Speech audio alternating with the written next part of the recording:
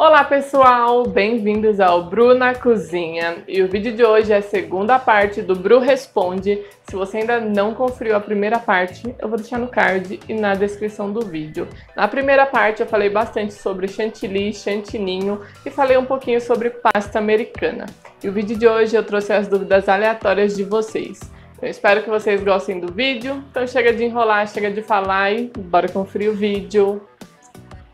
Vou começar falando sobre bolo de andar. Recebo muitas dúvidas de como fazer um bolo de andar, como montar, por que meu bolo caiu, por que meu bolo desestruturou, não aguentou, enfim. O bolo de andar ele é mais complexo, assim como a pasta americana. Ele não é simples como fazer um bolo normal, um bolo tradicional.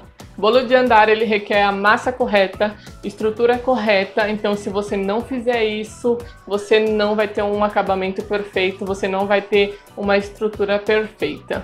Primeiro de tudo, o prato do seu bolo não pode ser um prato de papelão ou um prato de plástico. O indicado é você usar um tabuleiro de madeira, porque o tabuleiro você não mexe na estrutura do bolo depois que já está montado.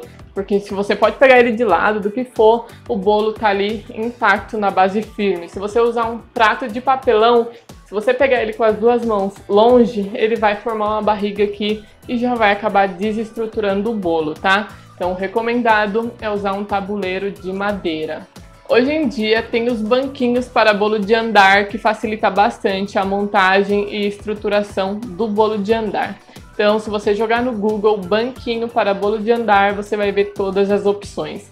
Mas tem aquelas opções caseiras que são mais baratinhas. Aqui na minha cidade, por exemplo, não vendem esses banquinhos, então eu teria que comprar online, pagar frete, enfim. Então, se você fizer uma estruturação bem certinha, usando os produtos que você tem em casa, produtos mais baratos, você consegue um resultado bom. Porém, não adianta eu falar aqui para vocês o que vocês têm que fazer. Eu quero mostrar em vídeo detalhado, porque se eu falar aqui e vocês não entenderem direito, fizerem o bolo e der errado, vocês vão vir culpar a mim. Então, eu vou falar mais pra frente aqui no canal, vou trazer um vídeo sobre bolo de andar, tá bom?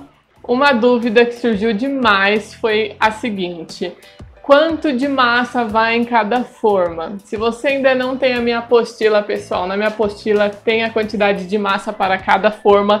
Se eu for ficar falando aqui cada forma que vai, eu vou ficar o dia todo aqui porque são muitos tamanhos de formas. Então, se você ainda não tem a apostila, pessoal, é R$15, é super baratinho. Então vai lá e adquira a sua. Vou deixar o telefone passando aqui na tela.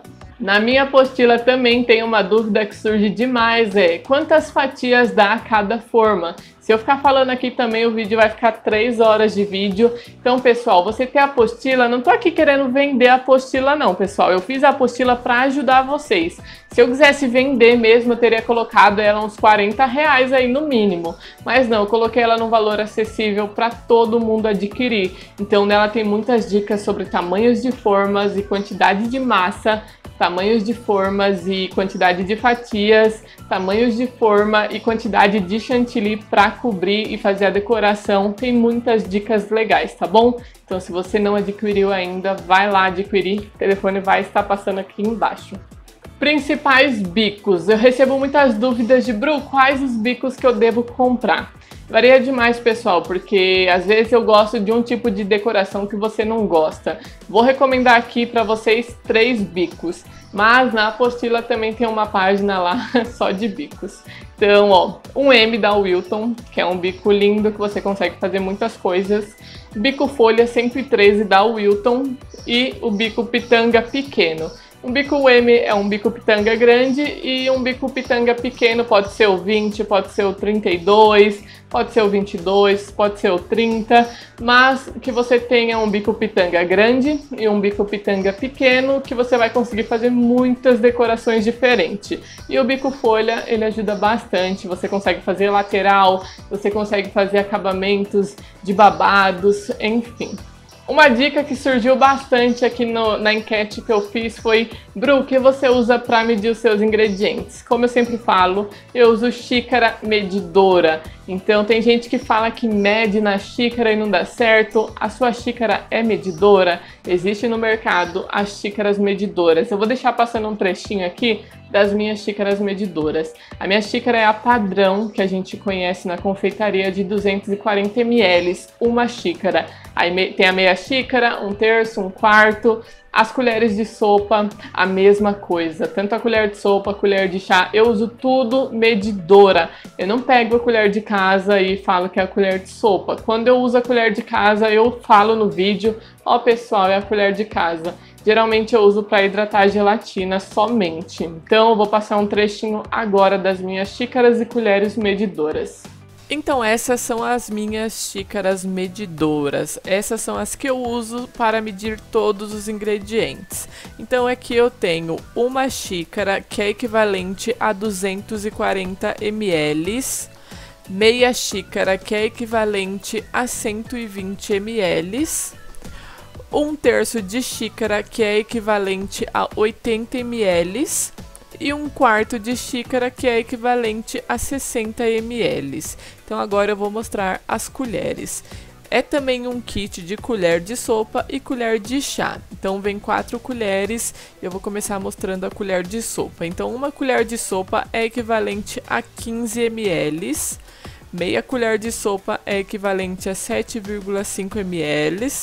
Uma colher de chá é equivalente a 5 ml e meia colher de chá é 2,5 ml. Então eu comprei um kit de xícaras e colheres, mas vende separado somente as xícaras e somente as colheres.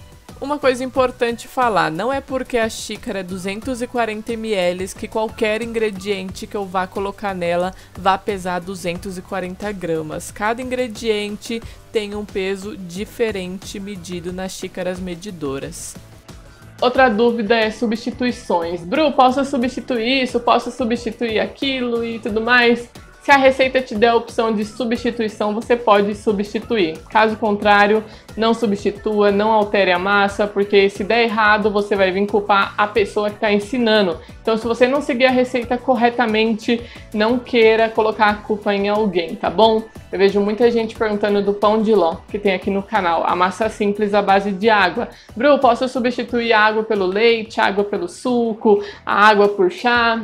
Não, pessoal, aquela massa foi desenvolvida para usar água, assim como todas as outras. Cada massa, cada recheio é desenvolvido para usar os ingredientes citados na receita, tá?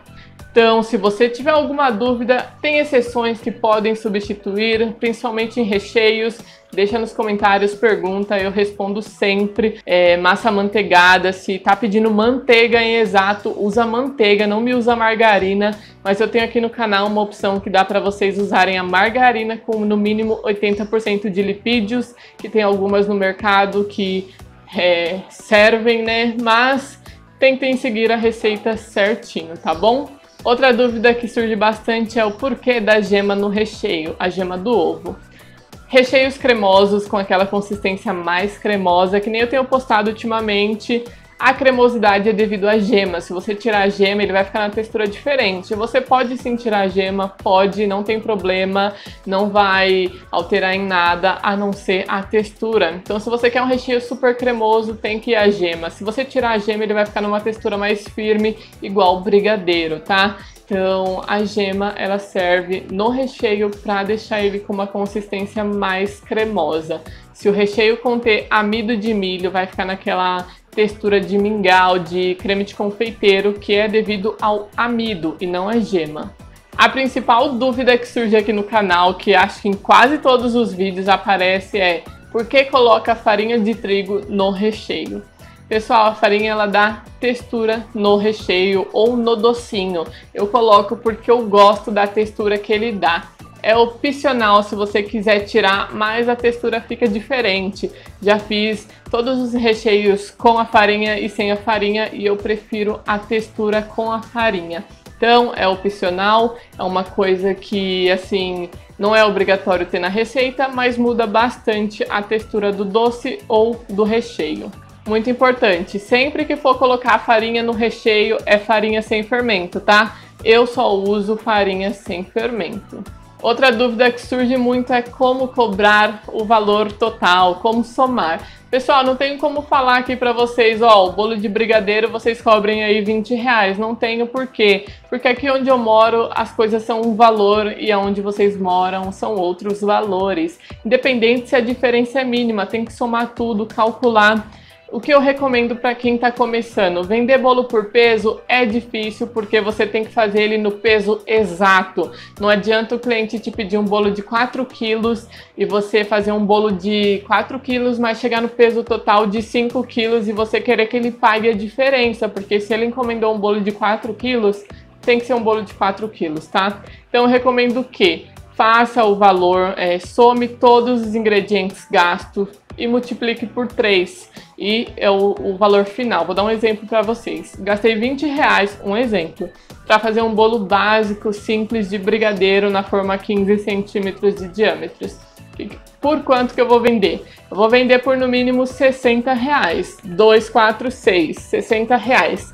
Uma parte de gasto, R$20 que eu gastei, uma parte de lucro e uma parte de mão de obra, tá bom? Então essa é a dica para quem está começando. Eu não posso passar um valor exato. Na apostila tem mais ou menos o valor de cada receita, de cada recheio, tá? Então tá lá um exemplo, a massa pão de ló, o valor total é aproximadamente R$3. Um exemplo aqui para vocês. Então a apostila ela é bem completa para realmente ajudar todos vocês, tá bom? Falei muito tá bom nesse vídeo, né? Quem não gosta dos tá bom, me desculpe, mas eu falo sem querer. Naked Cake. Muita gente me pergunta se dá para fazer Naked Cake com pão de ló. Não. Naked Cake requer um recheio mais firme, uma massa mais estruturada, de preferência massa amanteigada, tá? Pode ser a massa chiffon, mas eu acho que a mais estruturada mesmo é a massa amanteigada. Então, se você tem uma massa estruturada, você vai ter um Naked Cake perfeito, com um recheio mais firme. Não adianta querer colocar mousse no Naked Cake, tá? Porque a massa amanteigada, se levar na geladeira, ela resseca, fica firme. Então tem que ser um recheio que, mesmo no calor, ele não derreta. Um brigadeiro, por exemplo. Outra dúvida é, recebo muitas pessoas aqui no canal que falam que o bolo, o recheio derreteu, mesmo sendo um recheio de brigadeiro. Enfim, quando acontece isso, de um recheio que vai ao fogo derreter, é porque você não chegou no ponto certo no fogo, tá bom? Então você tem que ficar um pouquinho mais no fogo, senão ele vai derreter mesmo se você não deixar no ponto correto. Vou dar um exemplo aqui do brigadeiro, o ponto de recheio. Vamos supor ali que você vai fazer aquele ponto mais firme, então é um ponto quase chegando no ponto de enrolar para trabalhar com Naked Cake. Para fazer um recheio mais cremoso no bolo, é quando você passa a espátula no fundo da panela, o fundo aparece e o recheio se une. Às vezes ele engana. Se você tá com dúvida se o recheio tá bom, fica mexendo mais alguns minutinhos, tá? Então quando o recheio que vai ao fogo vaza do bolo ou derrete, foi o tempo de fogo que estava incorreto. Nunca tive problema com massa solar, embatumar, ficar crua, enfim.